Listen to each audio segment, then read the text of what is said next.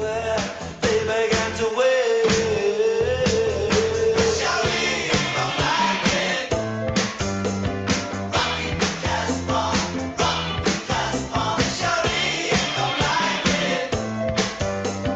Rocky the Casbah, rock the Casbah. Now over at the temple, oh, they really pack 'em in. The crowd Well. Good morning. Good morning. This is Mr. Not Advice. As always, this is for education and entertainment purposes only. It is February 21st, Saturday, 2026. This is my weekend update. Uh, I guess Friday was about the most interesting day of the market with Trump's ruling. Don't have a lot of price charts to go over only because, well, there hasn't been a lot of movement in the market this week, but got quite a bit to go over in terms of looking at the effect of the tariffs, what's really going on there, as well as the continued tension in the Middle East, and what that could do to some of our asset prices. I didn't do a lot of trading this week. I did do uh, got into an oil trade on Thursday via an ultra short, which I bought puts on.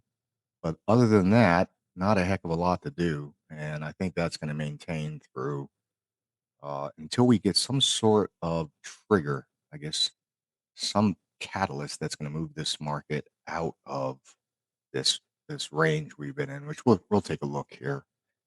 But so we had, if you look at Friday, it's really interesting day because you had this tariff ruling in the market.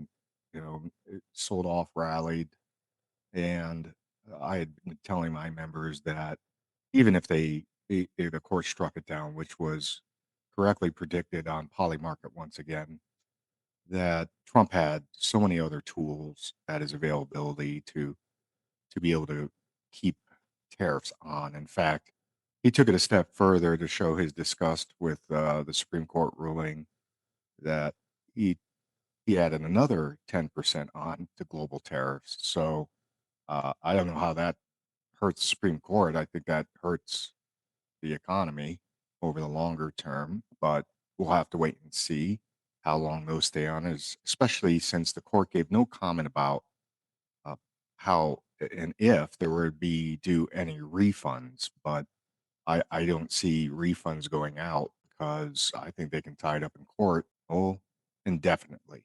So the news that continues to drive the headlines outside of the fact that nobody's been arrested for the terrible evil activities, or even, yeah, investigated, not arrested, but investigated for, well, I guess we did. We had Prince Andrew get arrested.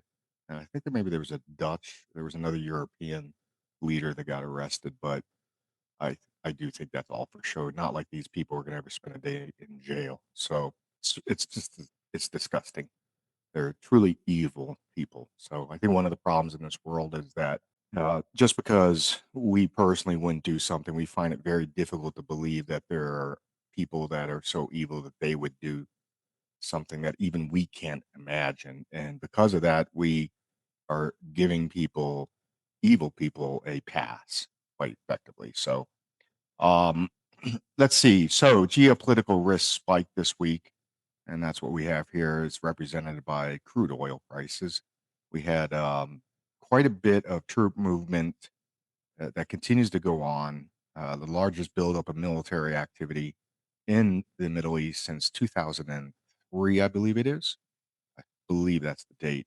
In addition, there were conflicting comments and reports that soldiers were being evacuated from Qatar, from the bases there. The one thing that I saw that was verified is that soldiers at some of the Middle East bases were being served lobster and steak. And when that happens, that's usually almost always a sure sign that those soldiers are about to go into conflict. Okay. So we have a light, let's see, this is the global crude oil ETF VIX. Okay, this is just the VIX. And you can see that the volatility, which remember, the VIX, no matter what asset it's in, the VIX is always going to price in uncertainty, and it's going to go up as the uncertainty surrounding that asset or related to that asset goes up, and then it's going to fall, obviously, as there's more certainty. So right now, what do we have? Oh, we have that there is a tremendous amount of uncertainty going on in the Middle East. He has communicated, uh, I think Polymarket has a strike, the most likely time being March 15th, I think at 49% the last check, which is, I think, the highest level it's been in history. Of course, Polymarket hasn't been around that long. So, taking also a look at rate cut expectations this week, we did have the Fed minutes come out. And oddly enough, we had a couple of the Fed members that were discussing the possibility of a need for rate hikes. So, why would you hike rates? Well, if Trump is successful in doing the reflation trade, which is effectively jamming money, loosening regulations, okay, to make the US economy grow faster, it could create inflation. However, with Kevin Warsh coming in, having already floated the trial balloon that he thinks that perhaps the Fed target inflation rate is too low, and he was positing that it could perhaps need to go up by as much as 50 basis points or half a percent to 1% higher. But that drove 2026 rate cut expectations lower, this week, but that was primarily because of the Fed minutes. Okay. We had the week, first of all, we had the NASDAQ and the S&P were broadly higher this week. But if you look at the following charts, you're going to see that nobody really knows what the implications of the Supreme Court decision will be. We have the decision, and it was a very narrow decision, which said under the IAEA or whatever how many E's there are, that he had overstepped his boundary. Uh, However, as we have discussed before, he has many other mechanisms, one being a national security mechanism that he used. I think it's a 1974 law that has never been used before, to put blanket tariffs on the world. He's presser. I did not watch his conference. Bloomberg noted, as we were noting, that the High Court's opinion did not address whether importers, wholesalers, and retailers are eligible to get the tariff money back. There are pending cases now in the hundreds and likely rising. It's unclear when or even how cleanly any lost revenue gets returned to U.S. importers.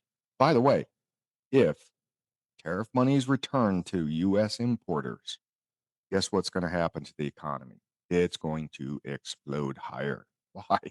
Because they're going to get a bunch of money back, taking it out of the government, giving it back to retail, which I'm sure we'll see some idiot on Twitter that says Trump is playing 6D chess and this was his plan all along. I don't think so. But we will have to wait and see because the Supreme Court did mention that and said that returning the tariff money would be messy. I think they called it a mess. Second, the tariff risk is not even gone. There are multiple methods for Trump to levy tariffs across the board. And that's why the market responded the way it did, which was a bit of confusion, right? This is most clearly seen in this chart, which is retail stocks. They faced obviously some of the highest or the largest tariff pressure because they import so much from overseas. So retail stocks spiked on the ruling, then dumped. Here we go. Here's the ruling, then it dumped. Then, as Trump started clarifying in his press conference what his options were and what they were going to do, they rallied again. This right here means nobody knows what the hell the final outcome, or at least the tradable outcome, is. Okay, that doesn't mean that we just continue to sit on our hands because of tariffs. Now that that's out of the way, that's a good thing. Yes, they're going to work itself through the course. Yes, there'll be more announcements, but the market will it will find the storyline that it's most comfortable with, and then move as a result of that. Right? The S&P ramped up to the 50-day moving average again, and battled there for almost all of Friday. 6,900 is that pivot, but I'm going to tell you right now, I don't give a crap until it gets over 7,000. And it must close over 7,000. Short squeezes this week were not sustained. And that's uh, especially, at least for me, I watch the Russell because a lot of the smaller cap stocks that are in the Russell have larger short positions. We're going to get to that topic in a little bit, but there was no really sustained short squeeze this week. Which, what does that mean? One of the things you need for momentum is you need short squeezes. They're either the spark or the fuel to continue a market moving higher. While it seemed like a boring week from a price action standpoint in terms of calmness under the hood, this is software as a service stocks again. I mean, they they they they had the initial sell off and then they were able to rally back up and then just got completely monkey hammered on Friday. I don't think it's safe to swim in that area yet. And as you know, I'm looking to short that area. And I think we have a setup for what I think is going to happen, by the way. Let me interject. I think we're going to get a rally. I think the market technicals are set up for a rally, and I'm going to make my case for that shortly. And then I think we're going to have the correction. But I don't think it's going to be a massive correction. But right now, there's the only reason for the market to rally is not macro. Okay. It is not because the Mag 7 are leading. The geopolitical risk continues to be high. Certainly, if oil continues to go up, that's going to hurt US consumers. So there's still a lot of uncertainty, even looking forward, into the midterms. But the market, on some measures, is quite bearish. Okay. We're going to get into that in a second. Mega cap tech continues to underperform. It was Now here's the interesting thing: when software dumps, guess where the money goes? Goes into mega cap tech. Okay. So the Mag 7 continue to underperform the overall market for the year. But one of the things that I'm watching here is skew. So what does skew tell me? Put call ratio, right? Hedgers are very active. They have a lot of protection to the downside. Guess what they don't have? They don't have a hell of a lot of exposure if the downside doesn't materialize and the market goes up. As we've discussed, over that massive 7,000 call wall and gamma wall. I mean, it's massive for the S&P 500, the SPX. They are thinly positioned to the top side, and that's reflected here. When you see notional skew, it means that they are loading up on downside protection. Okay, and that's despite this week being a very here's your week being a very quiet week. Right, indexes were largely stable this week. So there is, I think, the tariffs as well as Iran are what is fueling that buying of puts to be so unbalanced relative to any long exposure for dealers to the top side. Looking at retail flows this week, retail flows were mixed following the SCOTUS tariff ruling. Overall activity has been solid, but there has not been a sustained uptick in participation. This is for just yesterday, okay, since the 10 o'clock Eastern Time news was dropped. All right. Once that got out of the way, it was almost as if the entire market took the day off, right? Bellwether tariff names such as Nike saw retail step to buy the intraday dip, while there was also some abnormal buying in the TLT, which is the inverse of the 30-year or the 20-year US bonds, Treasury, following the knee-jerk sell-off in bonds. So here's what it's funny. Here's what Bloomberg says: the cross currents capture the broader mood. There is uncertainty and perhaps apathy to the tariff news rather than conviction. Yeah, uh, I think traders are just like, I mean, what can we fucking do? We don't have an answer. We don't have clarity. So they sort of took their hands, sat on their hands, right? Retail sentiment by one measure, according to Morgan Stanley, remains muted, but that was on a week over week basis relative to If we look on a year-over-year basis, as I've shown you earlier this week and end of day, it remains very strong.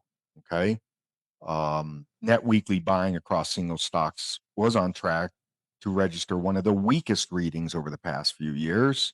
Uh, and even though it was a shortened holiday week, it reinforces the absence of broad-based retail enthusiasm that characterized last year's rallies. No surprise that the S&P has traded in a very tight sideways range, right?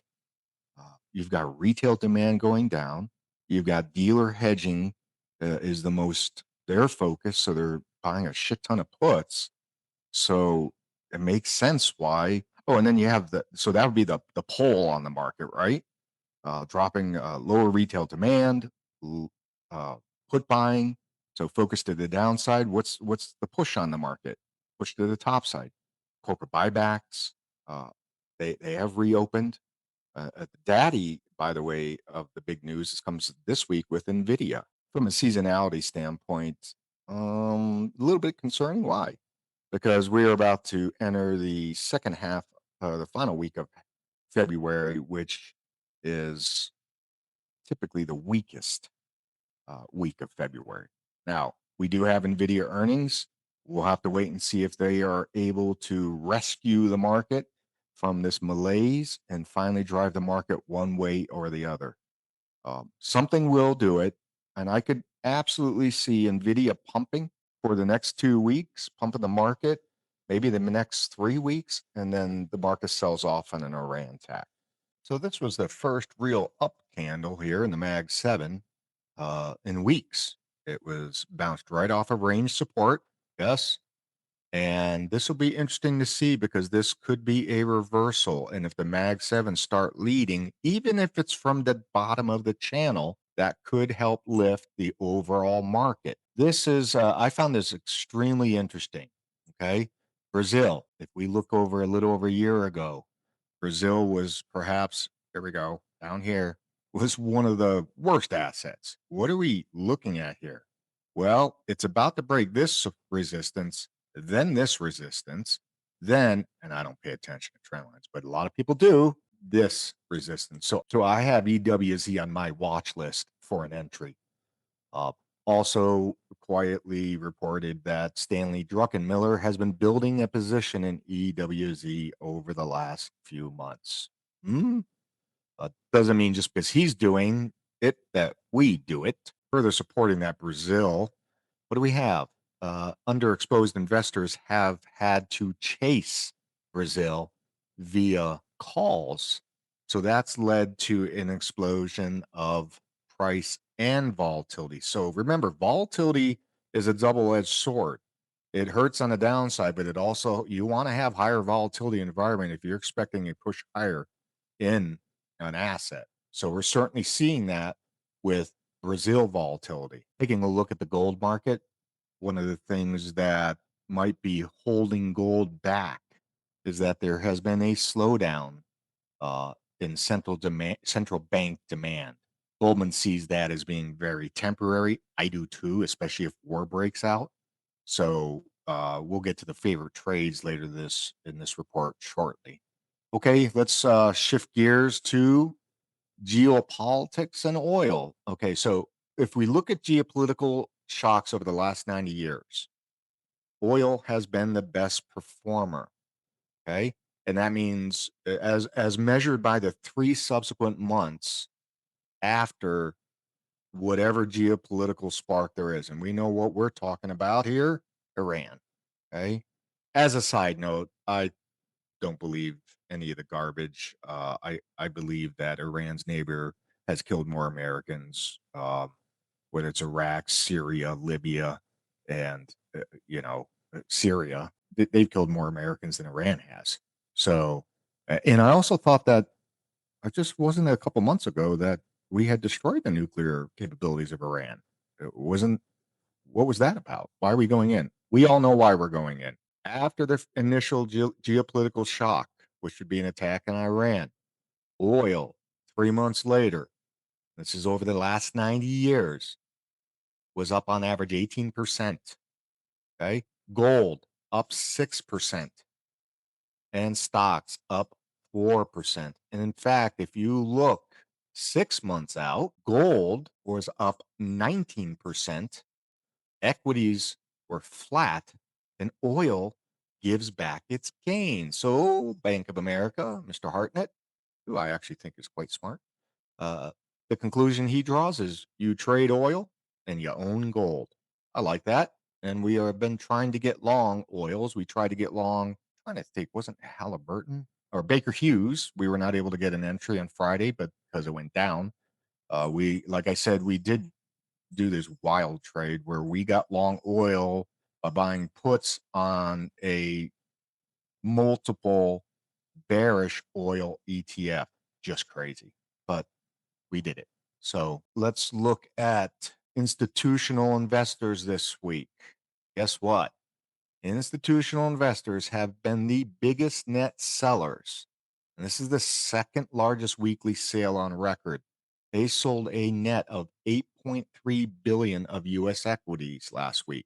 Does that mean that they are jumping ship? No. It means they're reducing their risk. Remember, it was only 3 to 4 weeks ago that I was discussing how long they were, right? That they were levered up. They had very little cash in the sidelines. And I think they're doing this. And it makes sense. If there's a geopolitical shock coming, it would make sense that if you're a large money manager, you certainly want to reduce exposure. Gotta look at these things. When you look at, you know, uh, the 4 week averages, you really have to understand these are absent of outlier events. So putting this into context, yes, they were net sellers. Is some of this due to preparing for war? Yes. But I also think some of it is a reaction to how long they were. They were levered up on a margin basis. I still think they're still levered up. I think their margin basis right now, or the multiple is like 220%. So they remain heavy margin, but yes, they were sellers. So this is from Goldman's trading desk.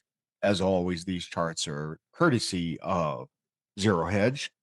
Hedge funds were net sellers of U.S. equities this week for the third out of fourth week. Oh, I'm sorry. And 3 out of 4 sessions this week, driven by short sales in macro products and single stocks. Net selling continued to diverge on a subsector level, with selling in software and internet versus buying in storage and memory and semis. On the week, long onlys finished down 4 billion net sellers. They have been 10 billion net sellers for February month to date, and that's the largest since last March. Hedge funds have been trimming gross leverage. We talked about that, or I just talked about that. There we go. Gross leverage from record levels. Although gross leverage for fundamental long short hedge funds remains extremely elevated relative to history. Just so this term, Goldman Sachs Prime Services. So if you are a hedge fund, okay, you need to have an agreement with a prime broker, right? And that would be a Goldman Sachs, a Fidelity, Interactive Brokers, where you get to run your trades through.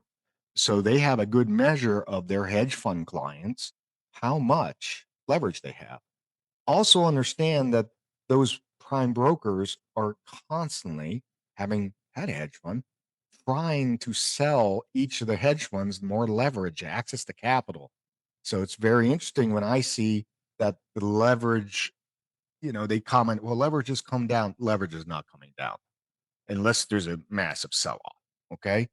But it was one of the, sharpest monthly declines on record, and net leverage for fundamental equity funds, here we go, remains close to 5 year averages, right?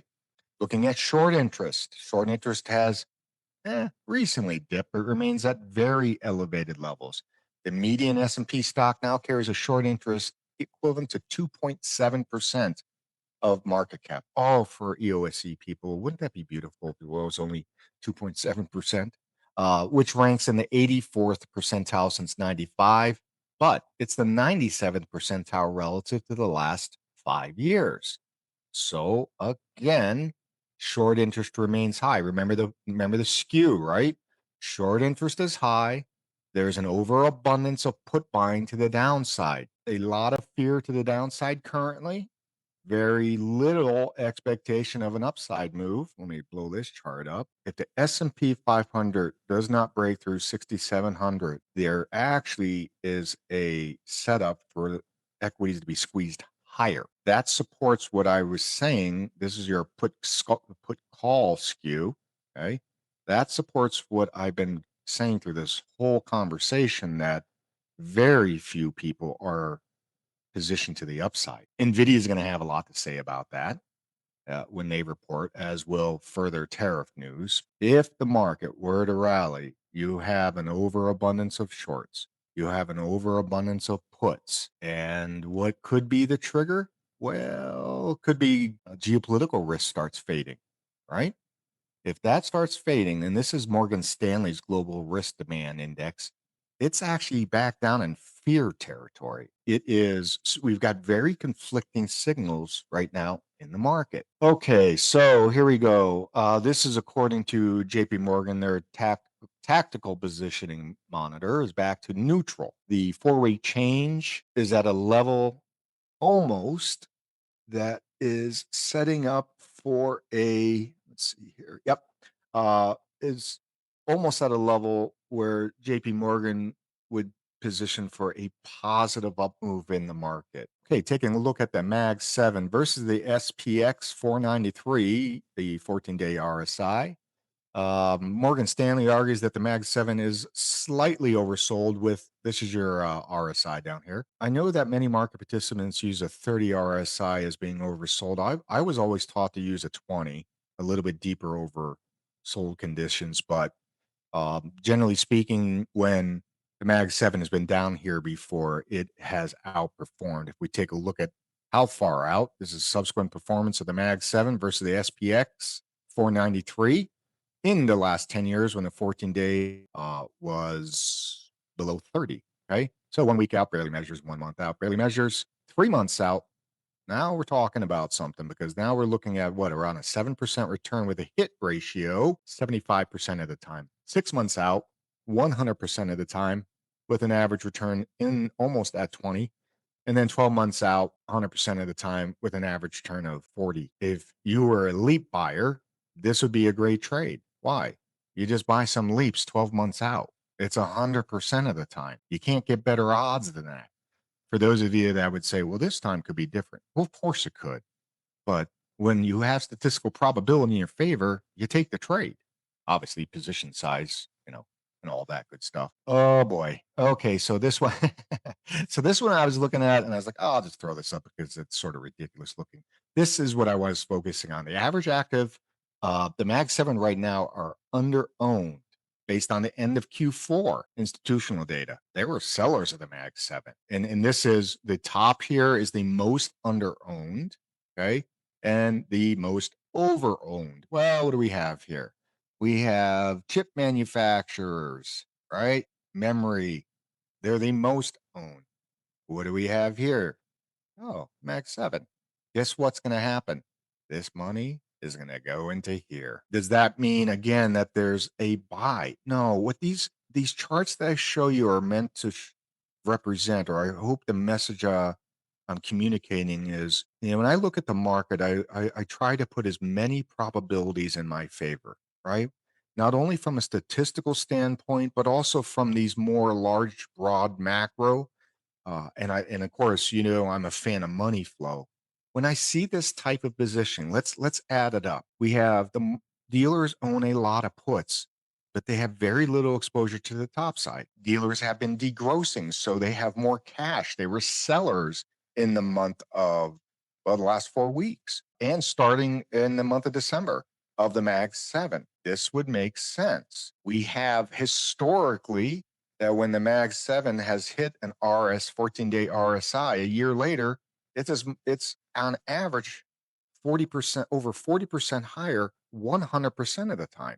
You can see how it's set up. The market is set up for the Mag 7 to rip. What are the risks? Well, Iran. Certainly you would have the shock how long the conflict would last, all of that stuff. Iran is a different beast than Venezuela. The greater concern right now is that Iran decides they have nothing to lose and and it does effectively a first strike on Israel, not with nuclear weapons. And Israel also, the concern is they feels threatened enough where they would use perhaps battlefield tactical nukes. I don't believe that'll happen, but I don't know. That quandary that I started off this conversation with was which was just because I wouldn't do it doesn't mean that somebody else wouldn't.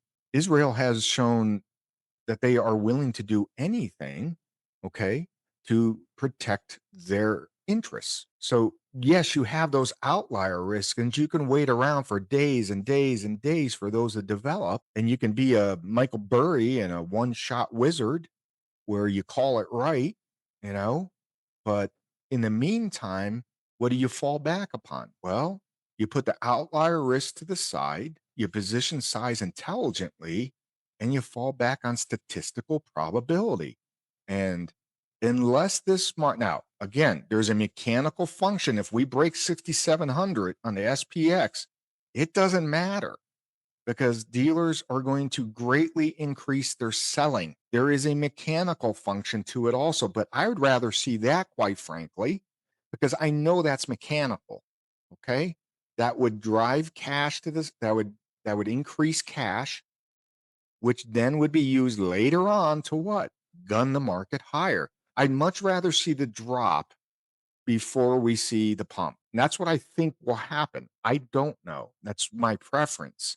But does this mean you rush out and you buy Nvidia, Apple?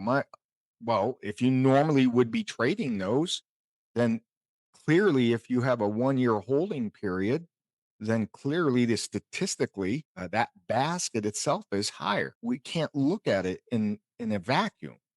Every time, every market, every time period is different conditions. As it stands now, we have high geopolitical risks. We have uncertainty surrounding tariffs. I do think that with the midterms coming up, I think that's going to be Trump is going to do everything he can to help gas the economy. Once it's sort of like a checkbox of things that you worry about. Okay, the tariffs. Well, we sort of check that box, but not really because the market, when I say we, I'm talking about the market doesn't have clarity. Um, what about software as a service and AI? I don't think so. That box hasn't been checked yet. And I think I was talking to somebody about 9 months ago at some point, I believe so in the 90s, you had Newbridge Networks, you had Cisco Systems, you had all these companies that were building these wonderful new things, routers and switches, and they were commanding a premium. But then what happened? Each of those devices and technologies became commoditized. I believe AI and AI tools will become commoditized. What does that mean? They're not going to be able to charge premiums for the technology. The only ones you'll be able to charge a premium for are those custom built ones, right? Like Goldman Sachs did with Anthropic, bringing them in. I don't think that the AI spend, okay, I understand why it's happening because it is an arm race, but not all those companies are going to continue to demand or deserve and receive, okay, the benefit of the doubt on their capex spending. As I went over last week, was it 95% of cash flows are going to go to capex spending? That's not normal. I think, by the way, I think it was we have $100 billion deal financing finally going to get done, and I think that could be the top, quite frankly. So I'm sort of rambling here, but I guess what I want to say is right now there are risks both to the downside and upside, but the market is actually unbalanced from a positional standpoint to the upside. Now, that doesn't mean that it's going to go up. What it means is if it does, there could be some gas. How do I trade that? Well, I trade it, I wait for breakouts, right? But I'll know now that the market structure is such that if we do get a breakout to the top side, there could be a lot of gas. Why? You have a lot of puts, you have a lot of shorts. They would need to be covered or closed. Okay. Also, you have the natural decay, theta decay in all those put contracts. They are going to get worth less and less as time goes on. So that position, that negative positioning, as is reflected by skew, that is going to start bleeding off too. Here's the weird thing: bull bear index is at a sell. So you've got it's at a 9.4, folks. So, but this, I think, is reflected in the amount of puts that have been bought because of the geopolitical risk, because of tariffs. I think this comes down measurably once and if Iran gets attacked. I hate to say it that way. So, what am I doing this week? It's been boring, sitting on our hands. We've got NVIDIA earnings this week. I have no opinion about those. We have EOSE earnings this week. I think the EOSE is going to miss, but I think they're going to be able to pivot if they're able to. I'm saying miss on their fourth quarter earnings, and I don't think it'd be a lot on their revenues. Um, I know a lot have been made about the felt deliveries. I don't know. I'm one of those people that tries not to, especially prognosticate when it comes to uh, macro fundamental details. Right? It's very hard not only to guess what they're doing at a operational level, but also then to guess what the effect will be on a stock price. I think if they do a good job of pivoting investor focus on what's coming up. They're going to need to reassure investors that they're on track. Number one, they're going to need to either deliver new contracts or they're going to need to say when there's going to be contracts. They're going to also need to talk about what they're going to do with a lot of that big pile of money that they have. They need to provide visibility. They've been quiet for going on 3 months now. So they need to say something other than, and as my hilarious member Pike called it, other than Joe's Timu Steve Jobs presentation, which was just, I don't know who that was for, but that was ridiculously stupid. They're probably, who knows, maybe they'll comment about Davos, but it'll probably be something to the effect of, yeah, we had good meetings at Davos. There was interest. I think the Davos thing personally was because they are going to do something in Europe, but they need to provide some answers. They need to provide clarity and a clear vision for the remainder of 2026. This is a pivot year for them, right? Are they able? The technology works, there is demand. Now, can they scale up the demand? Can they scale up the production and operations and delivery? Can they scale up the manufacturing? Anything that would support those things that they have the ability to scale up demand, scale up manufacturing, scale up delivery, right? Any of those things, I think, is going to provide a floor into EOSC. I will say this as of today, okay? As of today, the stock has been whipped around primarily by the Russell 2000. So I think after the fact, if they don't, and I hate to say this, if they don't, let's call it hit a triple, right? Subjective measuring score for me, right? If they don't hit a triple, I think the stock is going to see a nine handle. I don't think that means I'm not going to sell it. I mean, I own leaps on it, but yeah, I think it actually could hit a nine handle after. What does hitting it out of the park mean to me, or a triple? They provide more than just words and good feelings about how they're going to scale up demand, which is customer demand. Number one, how they're going to, and that would be contracts, yes, how they're going to, where they're at with scaling up production and operations. Okay, again, not just nice words, okay, but actual details. They're going to have to be able to reassure investors that not only do they maybe hopefully report a couple orders. I don't know if they will. I mean, I'm sort of a conservative, more negative guy, so I don't think they will. That's how in 30 years of corporate finance, I'm always, I'm used to being disappointed, so I try not to get my expectations up. So I don't think they're going to announce any contracts. I think it's going to be more of the same. I think the stock's going to get pounded after this unless they announce contracts, right? But I hate saying that because it's pretty negative. But it doesn't mean I mean, that's a quarter by quarter, that's a quarterly outlook. I still think that stock doesn't really move until after June. That's my time frame. That's why I have no concern. I do not give a shit what the stock does because I have 2027 leaps. Okay. I got lots of time in these things. What are their 2026 guidance going to look like? Okay. And they're going to need to prove and show to a high level of scrutiny and confidence that they will have the ability to hit those numbers. I think they fail. I don't think they fail like they completely strike out. I think maybe they hit a single, not a triple. I think the stock could sell off, quite frankly. So we'll see. Let's save the hate mail because I am a fan of EOSE. Obviously, it's my largest position, especially notionally with the calls that I own. But understand something. Whether EOSE succeeds or not is not my concern. I'm merely looking at from the time frame that I'm invested. I have long passed the stage where I get excited about a company on a long-term basis because I'm so used to getting my heart broken over it. I'm a sort of day by day guy. Let's see what they do. As long as they do what they say they're going to do, then I remain bullish on a company. And they generally have. They've been in that 95, 96 percentile, right? But if you look at statistically, they've also had a pattern of disappointing on quarterly earnings. So that's until they break that pattern, that's what my expectation is. So anyway, I didn't even open my TOS today because I had so much I wanted to go over.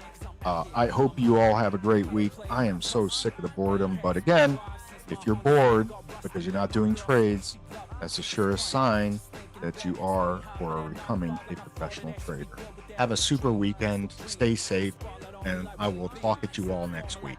Thank you. Instagram and tuxedos with my peoples. We growing up, still don't seem like we slowing up. 10 squad, we throwing up. Every time that we showing up. Get it while I'm living. All I ever hear is the clock tick, tick, ticking. So I'm about my business and I'm